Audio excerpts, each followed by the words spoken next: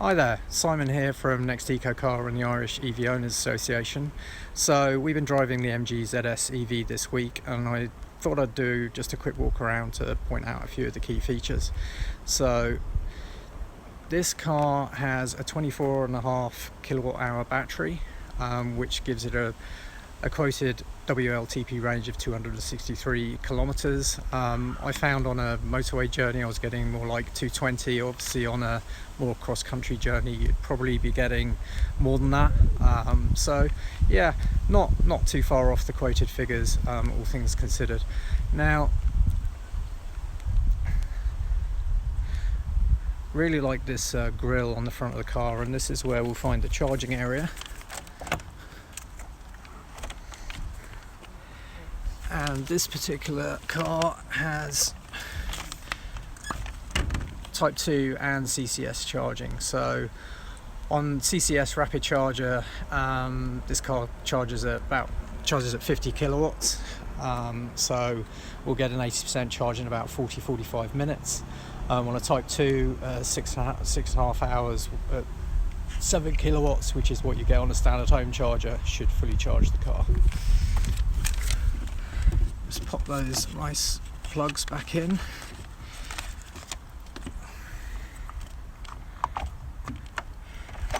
There we go.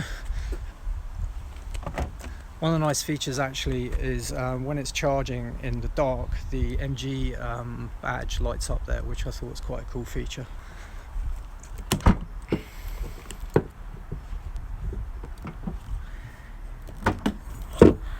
Just pop the boot there. So it's a decent sized boot, and one of the things I really like is there's a nice cubby underneath the floor for all of the cables and so on, so they're all out of the way. Messy cables in your boot is one of the things that a lot of people don't like about driving EVs, so you've got a good area there to keep them all out of the way, especially when they're wet or something like that. And actually there's quite a lot of additional stowage under here, and of course this whole part lifts out, so if you wanted to get more space you can do that. There are two trim levels of the car. This is the higher of the two, which is called the exclusive. So this has things like, you can probably see it there, the panoramic sunroof, which I've got open. I really enjoyed that in the nice weather this week. Also has the leather interior, I'll show you inside in a minute. These nice 17-inch alloy wheels, really nice design. Just feel that a slightly bigger wheel might set the car off a bit better, but they still look good. Now just look inside. Now you can probably see the leather trim on this high spec model. It's actually really nice, and most of the materials in here are really nice quality. Everything feels pretty good. I've enjoyed driving this car this week. It's been a comfortable place. The seats are nice and comfortable and good adjustment. The driver's seat has actually electric adjustment, so in all the directions that you need to adjust it. Plenty of space in the back. Had the kids in the back yesterday. They enjoyed it. Plenty of space for them for sure. And got the standard ISOFIX points there as well for the child seats should you need them. But you'd happily get two fully grown adults in there quite comfortably. There's plenty of headroom in this car. So here we are inside the MG ZS EV. I'm just going to talk through a few of the interior features. So start off with the dash. So on the left hand side you've got the regular manual speedometer. You can also see the speed in the center section there. On the left there you've also got quite a handy meter there for the 12-volt battery voltage. So I think that's quite a handy feature considering some EVs. On the right there you've got the power meter, if you like, and so it's showing how much power you're currently using out of the motor. And then at the bottom you've got effectively your electrical fuel gauge, so how much charge you've got in the battery at the minute. So in the center section, obviously the default display there is the current speed. We're not going along at the moment, but then you've got your predicted range in the bottom left. You've also got, you can see the P there, so we're in park at the moment, so that would be park or drive or reverse. The next icon across there is the level of regenerative braking. That's between 1 and 3. I'll talk about that a bit more in a minute. And then, yeah, we've got the fact that we're in the N is the fact we're in the normal mode. There are 3 driving modes in this car, so you've got the normal mode, the eco mode, and the sport mode, which kind of adjusts the behaviour of the throttle response in particular to you know, tune the car slightly to determine how much energy you might be using. And then just the mileage. So also in the center section, from these buttons on the steering wheel on the right here, you can toggle through the menus. A few bits of configuration there that you can change from this menu. The adaptive cruise control settings menu there as well. Warnings if there are any, but you can also scroll down on this section so we can see our current journey statistics, accumulated totals, and then some information about exactly what you're using at the current moment, the motor speed and the current ampage being used. So quite a lot of information there. Yeah, so if we go to steering wheel, as I said, on the right there you've got some toggle buttons that are used to navigate those menus that we just went through. On the left you've got the audio and phone controls, all pretty standard stuff.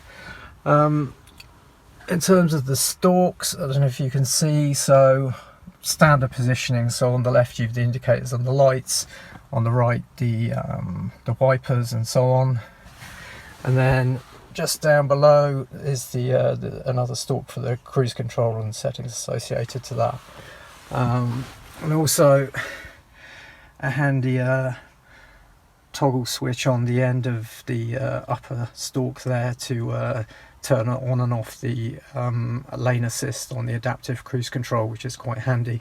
I found the lane assist quite good on the motorway, but I don't really like it on standard driving. I know a lot of other people don't as well, so it's easy to toggle on and off, which I know is a complaint on some other cars.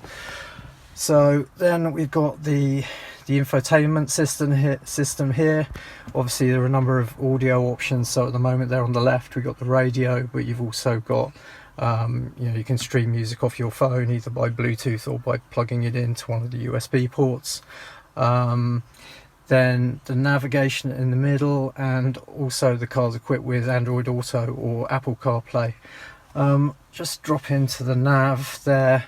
I actually found this nav quite good, but then I did find that when I plugged my phone in, I was kind of defaulting to using Google Maps instead, which I find better, and I know most people do.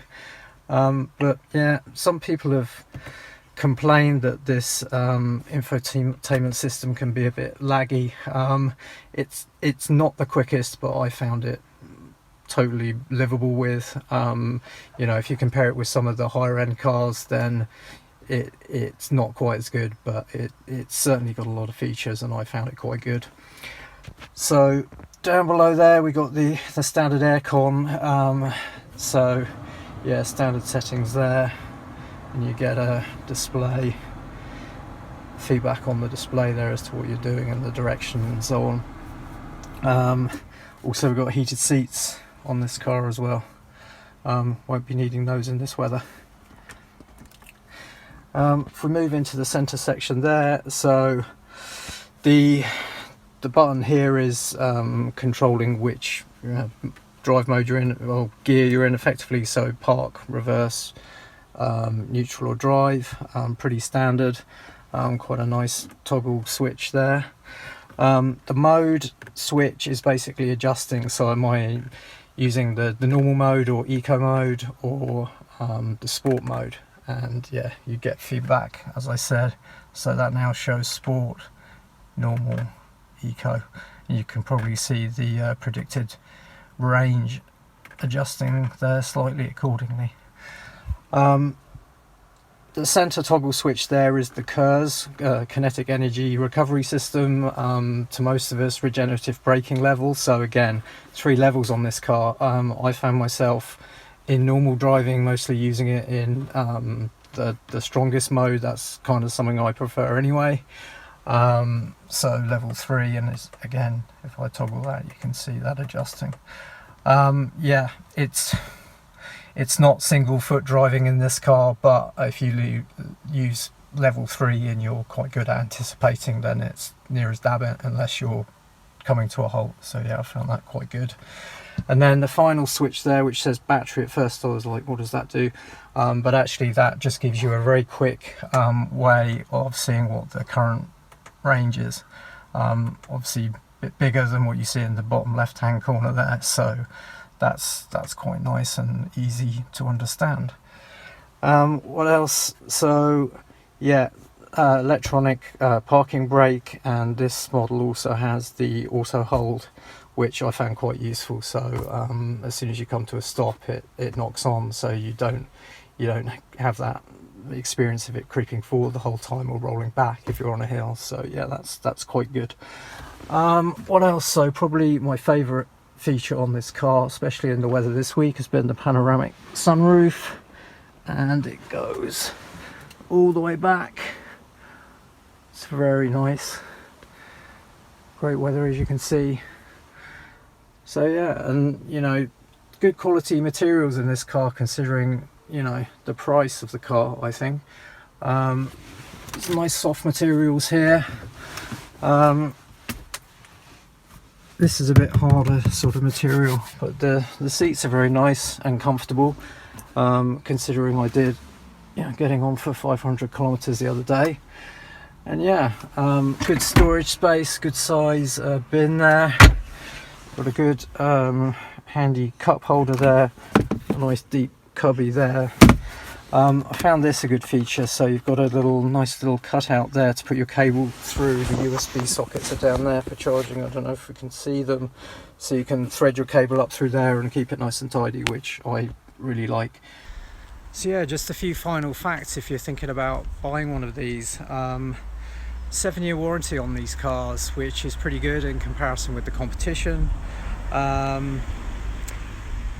As I said, this model, this particular model, just under €33,000, including the grants and incentives, which stacks up pretty well. I think you're struggling to get something the size of this for that money in any other full EV, especially if you're looking for an SUV type style vehicle. So yeah, well, thanks for watching. And yeah, we'll be posting a full written review of the car as well soon enough. Thanks a lot. Bye for now.